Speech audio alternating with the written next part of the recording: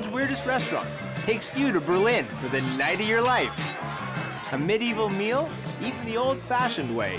That really brings me back to the Dark Ages.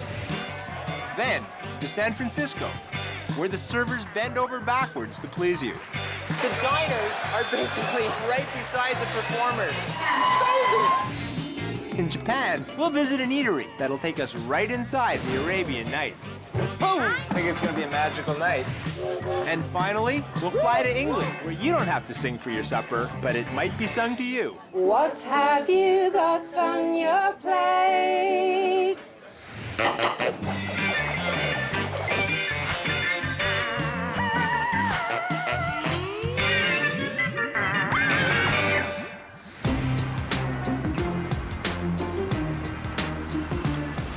Eating with your fingers would get you thrown out of most restaurants. But here at Tafelrunde in Berlin, Germany, it's not only encouraged, it's mandatory.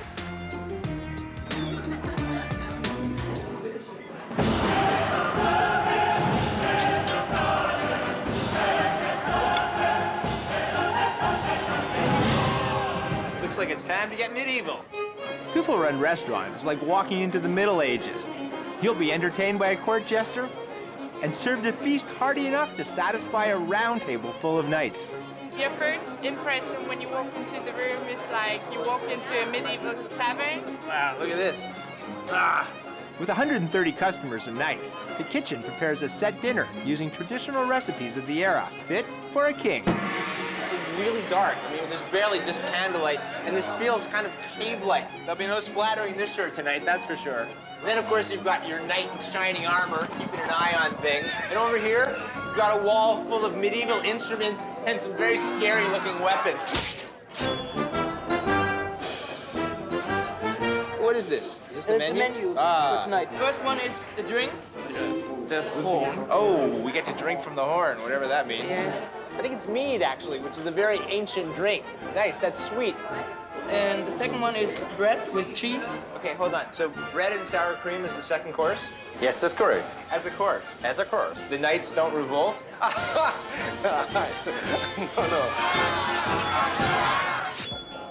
Whoa! Check this out. Our jester has now become the fire eater. This guy is not messing around. Whoa!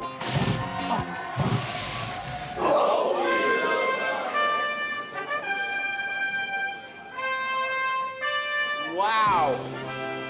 That's what I'm talking about. I have definitely never been served anything like that before in a restaurant. I mean, that's practically an entire suckling pig. Everyone digs in with their hands and their daggers. In the beginning, it's really weird to eat with your hands, but you get used to it. Is it liberating to be able to eat with your hands? I love it. You can eat with a knife. I thought the dagger was to protect myself in case anybody tried to steal my food. Like that. Suckling pig. Nice. Look at how crispy the skin is. That is beautiful. And this meat, perfectly cooked, really moist, really nice. I think eating suckling pig with their hands is kind of weird. And I'm really curious about this dumpling. Tastes like turkey stuffing rolled into a ball. Very nice. Any of you guys gonna eat the ear? The ears were delicious. It's all mine? For you. You were lucky you get one. I was. Well, that's the problem with having one suckling pig and 4 people. There's only 2 ears to go around. Yeah, right? that's right. That really brings me back to the Dark Ages. You can take your glass and say to all the people, auf die Gesundheit. Every time you say auf die Gesundheit, we have to drink. Ah, now I get it. I've just been made the official toaster of the evening. Auf die Gesundheit! Auf die Gesundheit! Auf die Gesundheit! This looks great. Drunken cherries, cream, and black pepper. This is how they would have done it in the old days. Oh, yum. Don't get to do this every day. May as well take advantage of it. That's what I say. So do you have a day job? Yes, I do a day job. So how does it feel to go from your day job to your night job? And with a touch of my sword, I rise you up in the knighthood, stand up as a knight. Serve up! Cheers! What? What did I do wrong? That's wrong. What did I say? Cheers. This was the wrong toast. I told you, you say auf die Gesundheit. And now, take the hand. I think I'm being punished. The hand cross in the middle holes. And now, for the rest of the evening, you are punished. Yeah, this isn't so bad after all. I can still drink with it.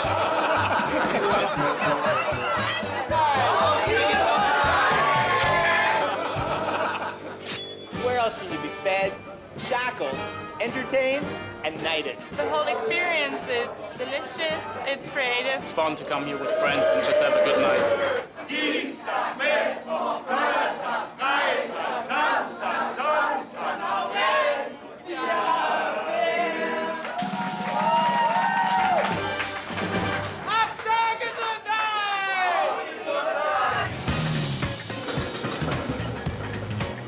At most restaurants, by the time you get to this point in line, you pretty well know what you're in for. But here at San Francisco Supper Club, just about the only thing you can really expect is the unexpected.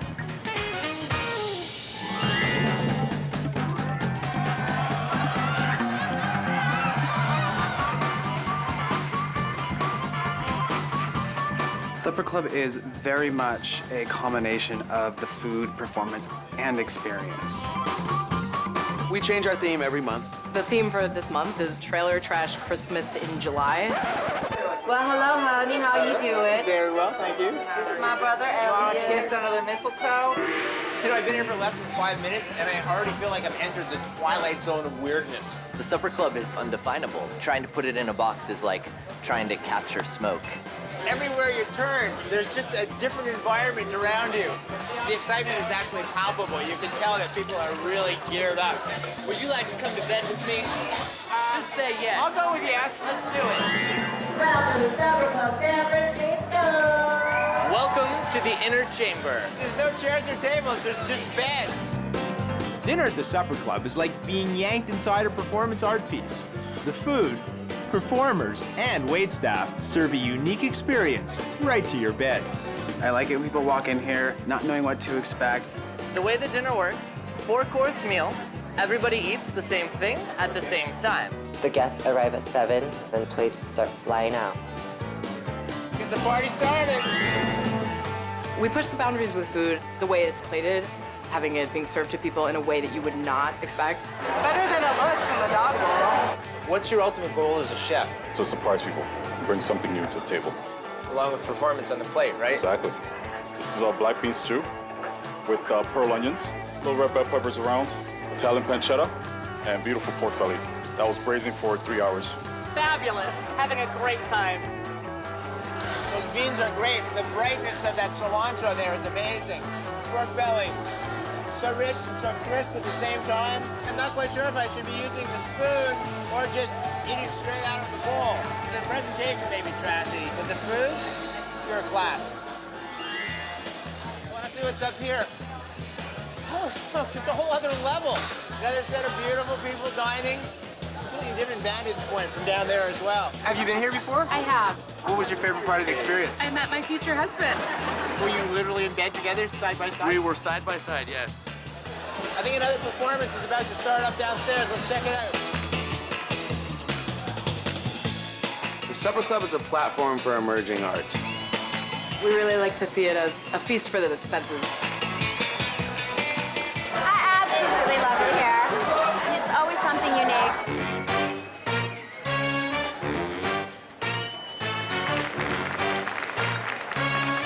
I really encourage the guests to come in and play and have a good time. I'm having a ball. I'm not so raunchy typically, but it's definitely bringing out the striptease person in me. It's a place where I can come and be myself and be celebrated for who I am, and it's amazing. I got my hair. Crazy eclectic mix of circusy atmosphere. You know, the only thing I'm missing is a drink. Do you want a one-night stand? Is that what you're having? So here we have PBR battered catfish. Beautiful battered catfish, corn succotash. It's gorgeous. The brightness of this E08 works so nicely with that deep fried catfish. The best white trash dinner I've ever tasted. Food is art, man. It's all about the soul. Soul? I thought that was catfish. Honey, say hello to my friend Bob. One of the things that's really crazy about this place is that there's no barrier between the customers and the servers and the staff. Everyone's part of the show. You got a sweet tooth, Dad? Everyone's a star at Supper Club. I've seen the Cirque du Soleil, I've seen the Chinese circus, but the difference here is that the diners are basically right beside the performers. How do the experiences rate from time to time? The chef is out of this world. The shows get better and better. It's like letting loose. It's like I feel on a Friday. You ain't seen nothing yet. It's not just a theme restaurant. In fact, it's not a theme restaurant at all. It's operating on a whole different level. Performance art. It integrates the performers, the dinner customers, the chefs, the bartenders, and it all comes together in this just one incredible evening.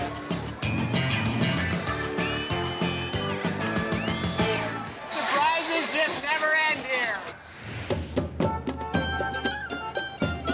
Have you ever wondered what would have happened if Lawrence of Arabia had taken a wrong turn in the desert and ended up in Japan? Well, you're about to find out. How are you supposed to get in this place? When in doubt, rub the genie. It worked. Arabian Rock is an entertainment restaurant that has the theme of Arabian Nights. Arabian Rock transports Tokyoites into a fantasy world with both culinary delights and laughter from the staff ready for a Middle Eastern-themed costume party. I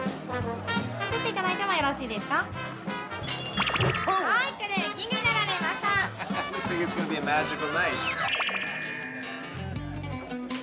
That is quite the menu.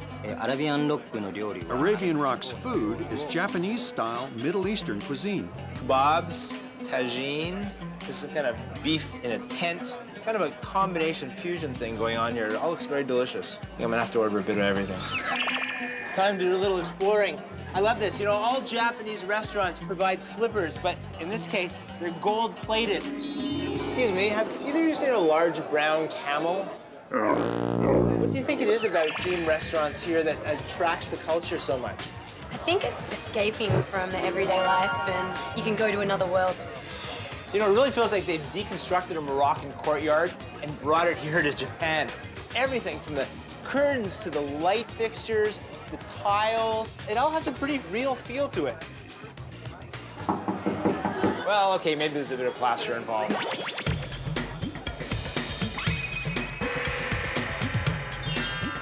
Nice. Loosely based on a traditional Moroccan tagine. Looks like it needs a little cooking, so I'm just gonna put the top back on. Look at this, like a sizzling hot pot. Whoa! Look at that. It's a flaming stir fry. Nice big bits of sirloin beef. The dishes keep coming. That is a deep-fried potato basket. It's potato that's been deconstructed and then reconstructed in this web-like form. And he's submerging it in oil and using a ladle to form the shape. Very nice. And inside appears to be some poached chicken, some glass noodles, some beet. Ah, lovely. It's an Asian-influenced dressing that really ties this whole thing together. Man, I wonder what kind of genie thought this up. So if there really was a genie and you could make 3 wishes, what would they be? 3. Yes. 3 wishes. Wow. Going to Disneyland. Disneyland, of course. I want to travel around the world. Around the world. Cool guy. Cool guy? You already look like you're a cool guy. Oh, thank you. I want to have a pretty wife. Heal the world. Heal the world. Number 1. Number 1, oh. He's the world. Number 1. Cool guy's number 2 now? Okay, and number 3? I want to have another glass of beer. Another glass of beer. Well, I'm not so sure I can arrange for the wife, but I can promise you I can take care of the beer. Look at this. A jewel of a cocktail. Magical. Look at that. It's perfectly poached, these vegetables.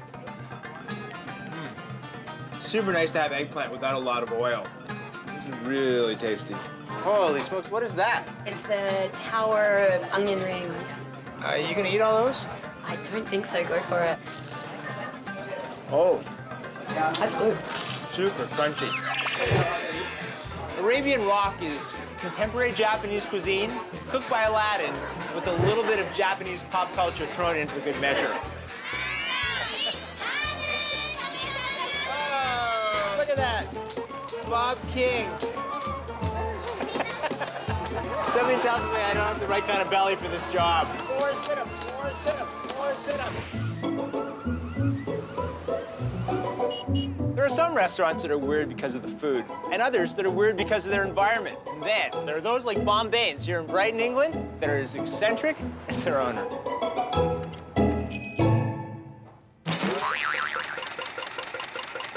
Nice lid. Jane Bombay is a cafe owner and folk singer. Her venue is her own restaurant, and her muse is her culinary delights. Bombay's is a cafe where you can have fabulous food from interesting tables and be entertained by myself wearing... For as small a place as this is, it's just full of character, and you can't help but be swept up by the warmth and the energy of the room. There's something very fishy going on.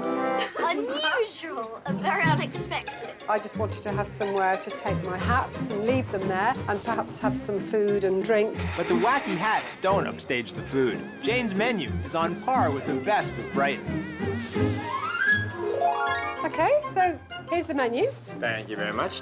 Sausage ciabatta, cheddar and pickle sandwich, goat's cheese salad, stumped sausage. It's mashed potato with fresh vegetables mixed in with it. And anything else you think would be fun and exciting? When I decided to have a cafe, the first question was, what are the tables going to do? So this is the water table. This is a model of the Brighton Pier, and when you press the button, things move around and there's a little wave machine. There's a couple of them that do things that aren't obvious, like this one, for example. It very slowly rotates. Have you guys noticed anything funny at your table? This keeps going more that way, I think. Suddenly you realise it's on the other side of the table because the tables are playing tricks on you. The table is rising. Or you're sinking, maybe. This is a very weird sensation. Anything could happen. You pick up the salt pot and something starts making noises behind you.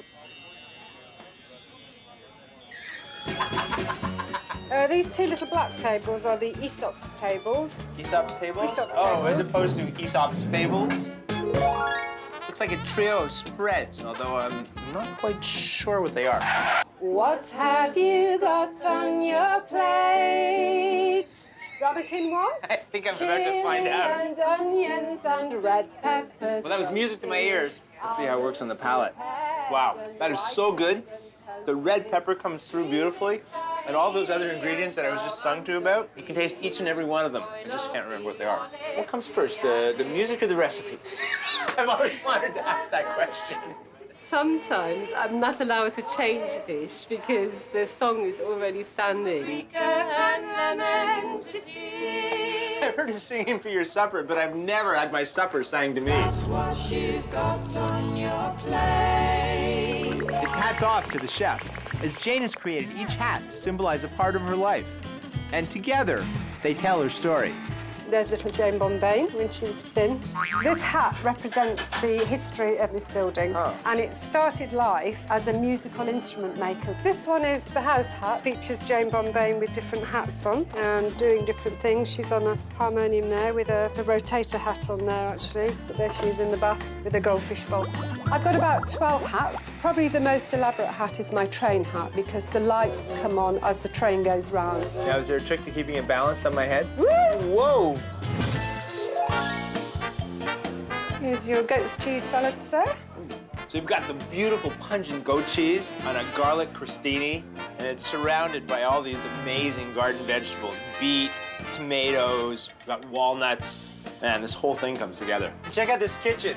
Pretty tiny, but pretty functional. You got 1, 2, 3, 4 people working away here. I love that everybody who works here becomes an entertainer. Whether they're trained or not, they all seem to jump into the action. Oil of the olive tree added to these. I ended up by having a bean stew, which was really delicious. This would be perfect on a cold winter's night. My favourite dish is the sausage immerse. So many things going on at this one plate. You've got caramelized onions, you've got the ostrich sausage, the stump. Wow, and all these ingredients, they just go so well together. Hats off to the chef.